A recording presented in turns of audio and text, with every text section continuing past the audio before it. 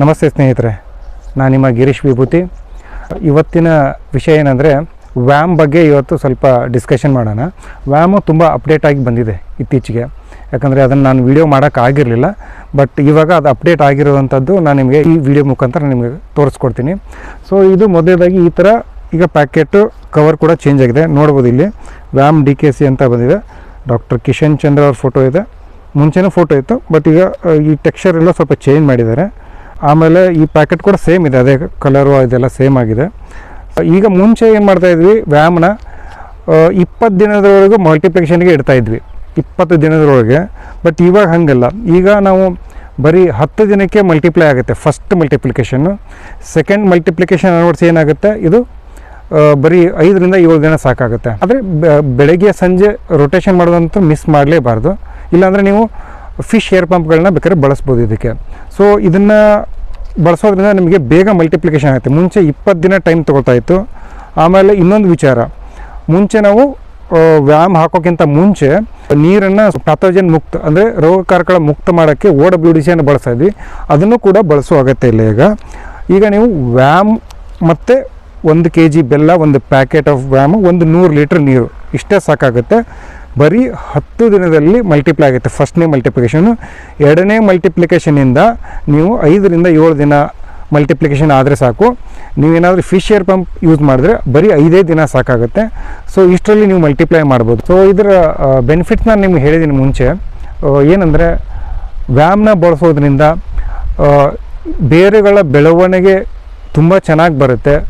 ಯಾವಾಗ ನಿಮ್ಮ ಬೇರುಗಳ ಬೆಳವಣಿಗೆ ಇರುತ್ತೋ ಅಲ್ಲಿವರೆಗೂ ವ್ಯಾಮ್ನ ಬಳಸ್ತಾ ಹೋಗಿ.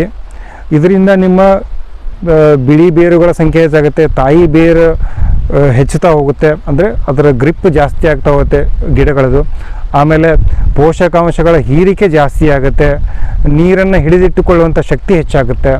ಆಮೇಲೆ ಇದನ್ನು ಡ್ರೈ ಲ್ಯಾಂಡಲ್ಲಿ ಏನು ಬೆಳೆ ಬೆಳೀತಾ ಇರ್ತಾರೆ ಅಂಥವ್ರಿಗೂ ಕೂಡ ಈ ಜೀವಾಣುಗಳು ಕೆಲಸ ಮಾಡುತ್ತೆ, ಅಂಥ ಸಿಚುವೇಷನಲ್ಲಿ ಕೂಡ ಕೆಲಸ ಮಾಡುತ್ತೆ.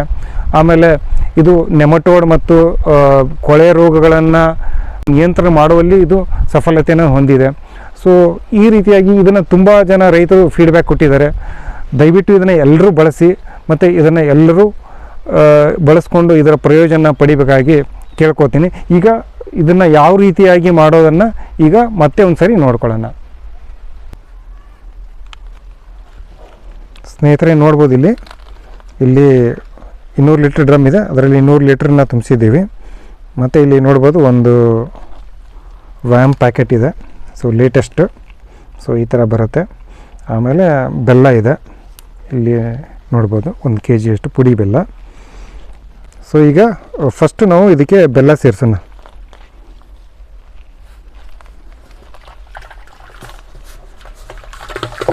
ಒಂದು kg ಅಷ್ಟು ಪುಡಿ ಬೆಲ್ಲ ಇದು.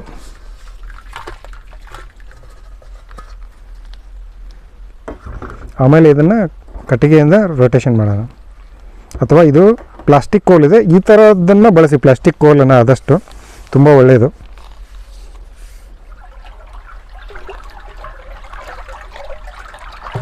ಒಂದು ನಿಮಿಷನೋ 2 ನಿಮಿಷನೋ ಚೆನ್ನಾಗಿ ತಿರುಗಿಸ್ಬೇಕು ಇದನ್ನು. ತುಂಬ ಅದು ಎಲ್ಲ ಬೆಲ್ಲ ಕೂಡ್ಕೊಳ್ಳೋ ಥರ ಆಗಬೇಕು.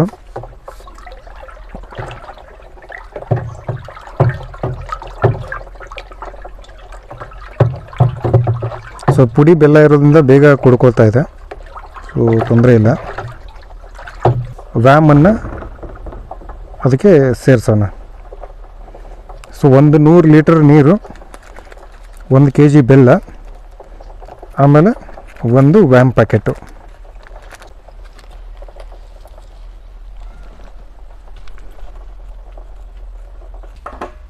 ಸೊ ಈಗ ಇದನ್ನು ವ್ಯಾಮ್ ಪ್ಯಾಕೆಟ್ನ ಅದಕ್ಕೆ ಕಂಪ್ಲೀಟಾಗಿ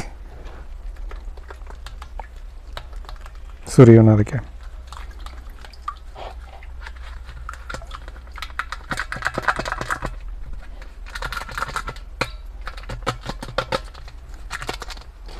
ಸೊ ಈಗ ಸುರಿದಾಗಿದೆ ಒಂದು ವ್ಯಾಮ್ ಪ್ಯಾಕೆಟು, 1 kg ಬೆಲ್ಲ, 100 ಲೀಟ್ರ್ ನೀರು. ಈಗ ಮತ್ತೆ ಒಂದು ಸರಿ ಚೆನ್ನಾಗಿ ಕಲ್ಕೋಣ.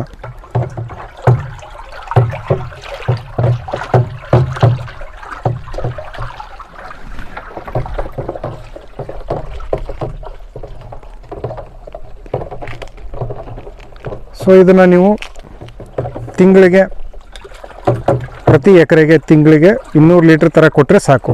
ಕಮ್ಮಿ ಕೊಟ್ಟರು ಸಾಕಾಗುತ್ತೆ, ಬಟ್ 200 ಲೀಟ್ರ್ ಕೊಟ್ಟರು ಸಾಕಾಗುತ್ತೆ.